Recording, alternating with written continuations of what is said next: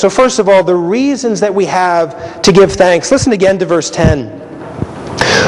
When you have eaten and are full, then you shall bless the Lord your God. Does that sound like anyone here?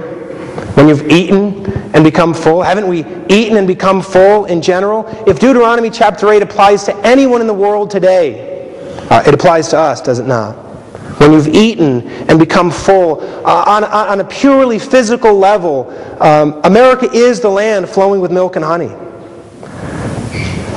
Again, as I read verses 7 through 9, listen and see if this doesn't sound familiar. For the Lord your God is bringing you into a good land, a land of brooks, of water, of fountains and springs that flow out of valleys and hills, a land of wheat and barley, of vines and fig trees and pomegranates, a land of olive oil and honey, a land in which you will eat bread without scarcity, in which you will lack nothing, a land whose stones are iron and out of whose hills you could dig copper or coal. Right? We see this all around us. The Lord has given us a good land.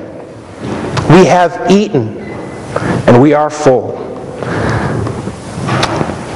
However, we want to be sensitive, of course, to those who, in God's providence, have less than others. We certainly don't pretend to assume that everyone has everything that they could ever imagine, or that none of us here are struggling financially or otherwise. But we do live in a good land. We have been blessed by the Lord. There's a reason that in 2005 there were 38.4 million immigrants living in this country. There's a reason that people are coming to this country, 38.4 million. In fact, the country that was second on that list in terms of people who were immigrating to that country had only a third of that number. So America leads the way in terms of people coming to immigrate. Here's another statistic. In 2006, immigrants in America sent over $42 billion back to their home countries. Right? A lot of blessings here.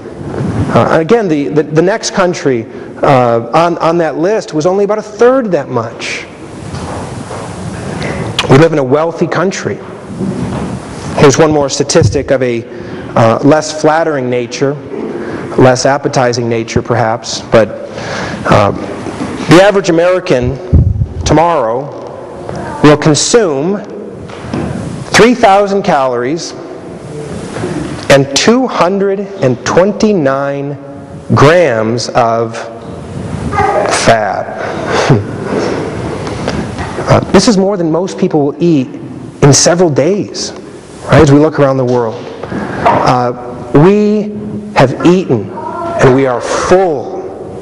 Are we then not in a very similar position to the Israelites of old? We've eaten and we're full. We live in a good land. And this is very important to reflect upon, because sometimes the greatest roadblock to thanksgiving is a failure to recognize that we've been blessed.